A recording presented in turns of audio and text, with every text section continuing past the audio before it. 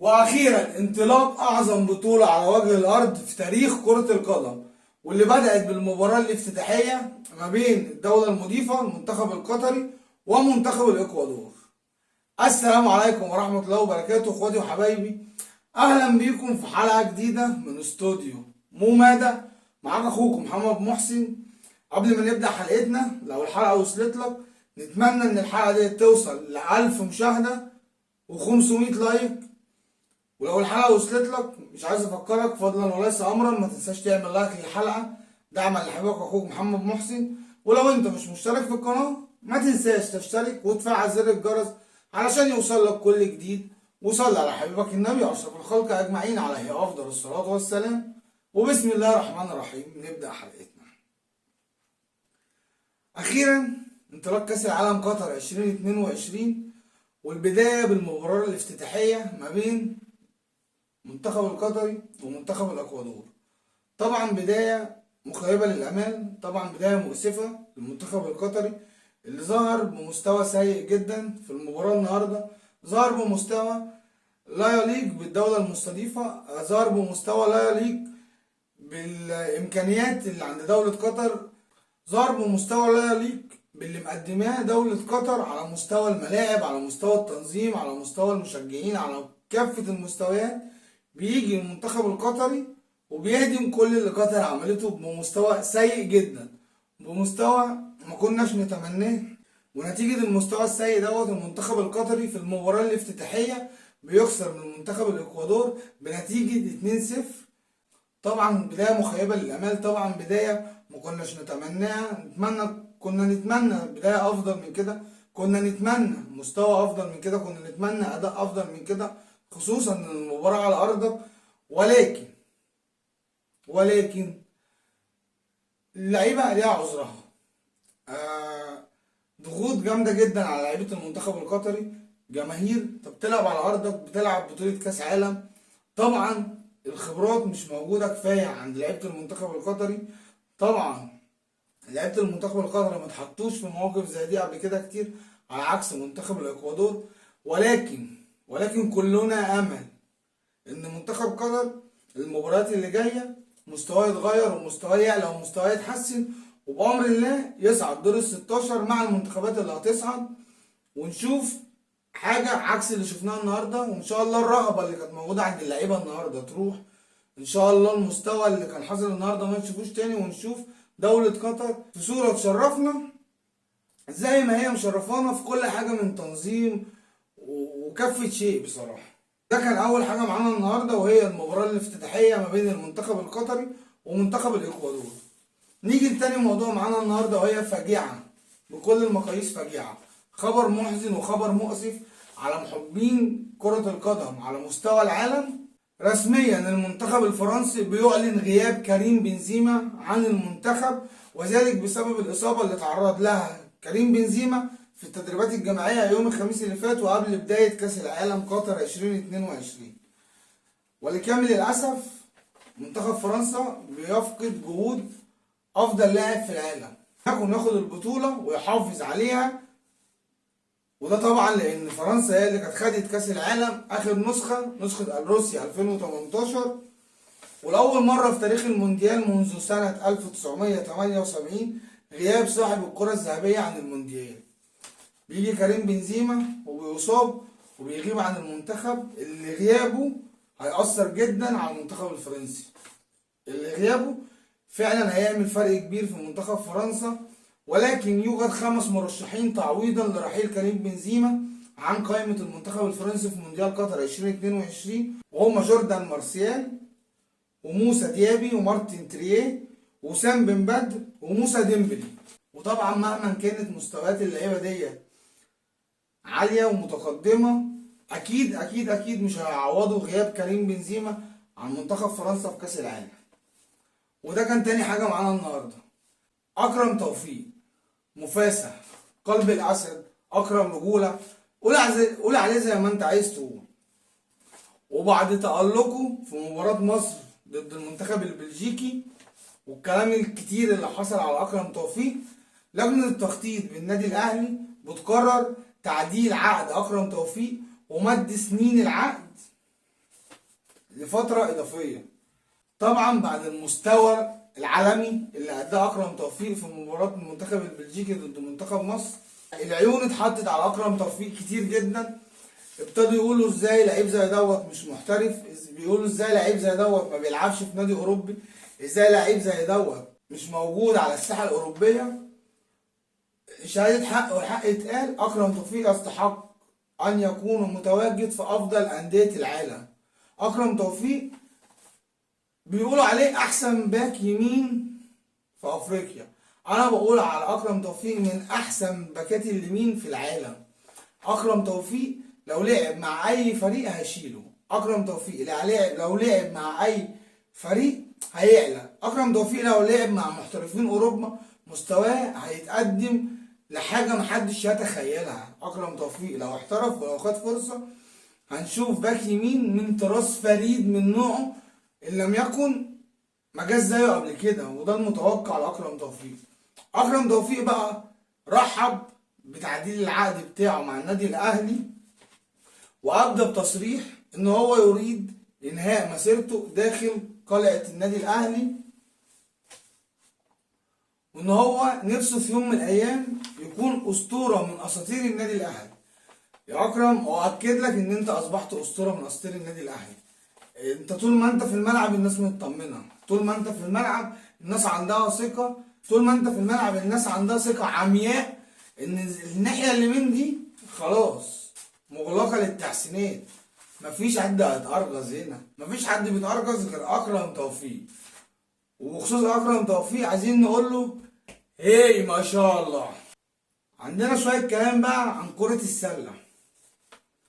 طبعا شفنا المستشار مرتضى منصور طلع وقال إن الاتحاد المصري لكرة السلة عايز مني 80,000 دولار عشان يقيد اللاعب المحترف، وأنا ما معيش فلوس والنادي معهوش فلوس، ومنين وقفوا جنب النادي؟ هل دي قوانين على مرتضى منصور، ولا هل دي قوانين على نادي الزمالك، ولا هل القوانين دي على كافة الأندية؟ لا يا سيدي الفاضل، القوانين دي على كافة الأندية.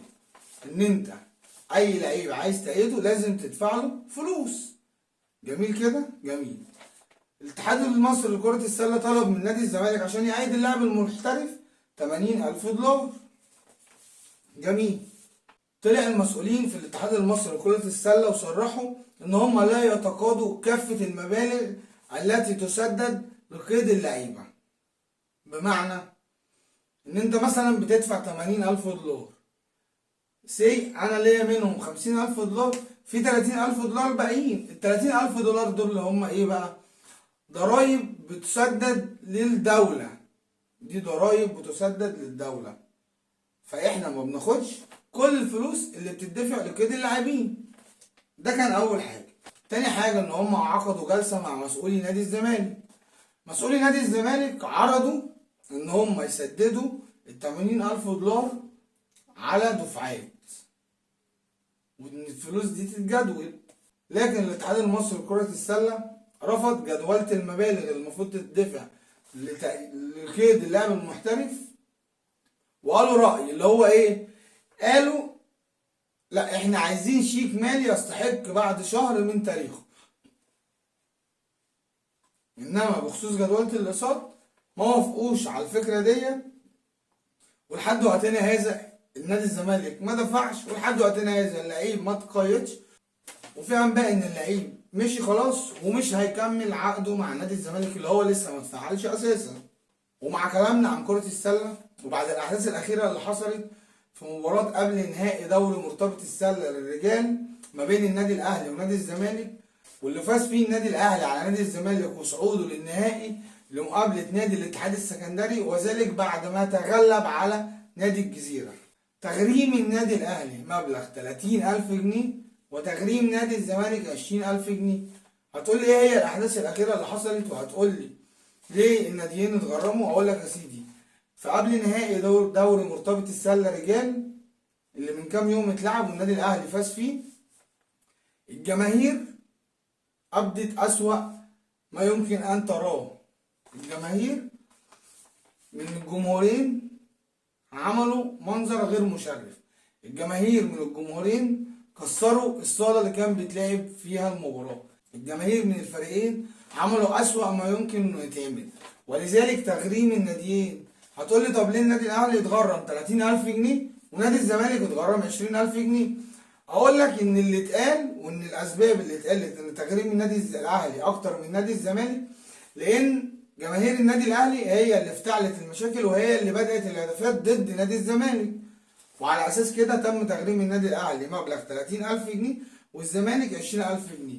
ده غير الناديين هيتحملوا تكاليف اصلاح الصاله اللي كان بيتلعب عليها المباراه. وتم منع الجماهير اللي حضرت المباراه دي ان هم يحضروا مباريات خلال لمده 3 شهور قدام، وبلغوا شركه تذكرتي بالكلام ده اللي عندها اسامي الجماهير اللي كانت موجوده في المباراه، اللي على اساسها هيمنعوا الناس اللي حضرت المباراه دي ان هم يحضروا مباريات لمده 3 شهور جايين. ده غير التحقيق مع اوجستي بوش مدرب فريق كرة السلة بالنادي الأهلي، وده بعد ما تطاول على جماهير نادي الزمالك وعلى حكام المباراة. طبعا حاجة مش ما نحبهاش، حاجة ما نتمناش انها تحصل وخصوصا من حد في النادي الأهلي، ولكن ده اللي حصل. وأحالت اوجستي بوش للتحقيق بعد أحداث مباراة قبل نهائي دوري مرتبط السلة رجال. في أخبار بتؤكد انهاء أزمة محمود كهربا في القريب العاجل جدا. أزمة محمود كهربا بعد ما كابتن الخطيب رجع، طبعا محامي كهربا أعلن إن كهربا هيسدد نصف مبلغ الغرامة والنادي البرتغالي هيسدد النص التاني. وطبعا بعد سداد الغرامة كهربا هيرجع لصفوف النادي الأهلي وهيدعم صفوف النادي الأهلي، وطبعا كل جماهير النادي الأهلي في انتظار محمود كهربا للعودة لصفوف النادي وللعودة للعب مع الفريق. وإن شاء الله في أقرب وقت ممكن المشكلة تتحل، وبأمر الله في أقرب وقت كهربا يكون موجود مع النادي الأهلي في المباريات الرسمية. وتحت أنظار مارسيل كولر فريق 2005 بالنادي الأهلي يهزم فريق نادي الزمالك بنتيجة 1-0. وأحمد فتوح يجري إشاعة ترنين مغناطيسي لتحديد ميعاد عودته للتدريبات الجماعية بنادي الزمالك. والنادي الأهلي بيعلن جاهزية شادي حسين قبل بداية مباراة المقاولين، وده بعد ما شادي حسين اشتكى من بعض الآلام في ركبته، ولكن خلاص الحمد لله شادي حسين كويس جدا. والنادي الأهلي بيعلن جاهزيته لمباراة المقاولين في دور الثمانية في بطولة كأس مصر. أما بالنسبة لمحمد عبد المنعم إنه هيلحق مباراة المقاولين ولا لأ، فبنسبة 50% محمد عبد المنعم هيلحق المباراة، وبنسبة 50% مش هيلحق المباراة، لأن الجهاز الفني ومارسيل كولر مش عايزين يغامروا باللعيب ومش عايزين ينزلوا محمد عبد المنعم التدريبات الجماعية أصلا غير لما يتم شفائه بطريقة كاملة، غير لما يبقى كويس جدا ومفيهوش أي حاجة تقلق عليها ومن غير أي حاجة تخوفك إن اللعيب يشارك حتى في التدريبات الجماعية مش في المباريات. وإن شاء الله الفترة الجاية محمد عبد المنعم يرجع أحسن، اللي طبعا الفترة ديت ابتدى يتدرب فرديا وهو بيرتدي قناع على وجهه طبعا عشان الجراحة اللي أجراها الفترة الأخيرة في الأنف. وبعد أخبار هروب سامسون لاعب نادي الزمالك، أمير مرتضى طلع وقال إن اللعيب هيكون موجود في تدريبات الفريق خلال 48 ساعة، وإن هو تم تغريمه غرامة مالية طبقا للائحة الفريق، واللي قال إن ظروف الطيران هي سبب تأخير اللاعب عن العودة للمشاركة في تدريبات نادي الزمالك. وسيف الدين الجزيري هينزل نادي الزمالك درجة تانية. تقول لي ليه يا عم الراجل في كأس العالم؟ مال دلوقتي سيف الدين الجزيري بنادي الزمالك؟ احكي لك قصة صغيرة كده وافهمك الموضوع وافهمك ليه سيف الدين الجزيري ممكن يعرض نادي الزمالك لغرامة مالية كبيرة جدا، او ايقاف القيد بنادي الزمالك لفترتين تاني، او هبوط نادي الزمالك لدوري الدرجة التانية. بص يا سيدي، نادي الزمالك خد سيف الدين الجزيري من نادي المقاولين على سبيل الإعارة، وفي عقده في نية الشراء، يعني في عقده في بند تفعيل بند الشراء في حالة إن نادي الزمالك عايز يشتري سيف الدين الجزيري فهيشتريه. حلو. طبعا نادي الزمالك كان في عقوبة عليه بإلغاء القيد، جميل جدا. طب سيف الدين الجزيري لو نادي الزمالك هيشتريه، هل ده هيكون صفقة جديدة ومش هينفع يتأيد؟ بعد ما نادي الزمالك خاطب الاتحاد الدولي قالوا لهم لا، دي صفقة قديمة ومن حقك ان انت تأيده، مفيش اي مشكلة ان هو اوريدي متأيد عندك في الفريق، كمعار، ولكن انت اشتريته، فخلاص مفيش مشكله ان انت تقعده عندك في الفريق، لان دي ما تعتبرش صفقه جديده. حلو كده، جميل. وخلاص نادي الزمالك اشترى سيف الدين الجزيري من نادي المقاولين العرب، ودفع فيه مبلغ وقدره، وعلى ما اعتقد كان 12 مليون جنيه. اللي بيجي احد المسؤولين في الاتحاد الكوره وعايز يخدم مستشار مرتضى منصور ونادي الزمالك، يخدمهم في ايه بقى؟ اقول لك انا يا سيدي، سيف الدين الجزيري قبل ما يجي نادي المقاولين كان طبعا بيلعب في بعض الانديه في تونس. حلو كده، حلو جدا. كل نادي كان بيتنقل له طبعا في بند ان هو لو لعب في كاس العالم ان انا كنادي هاخد فلوس.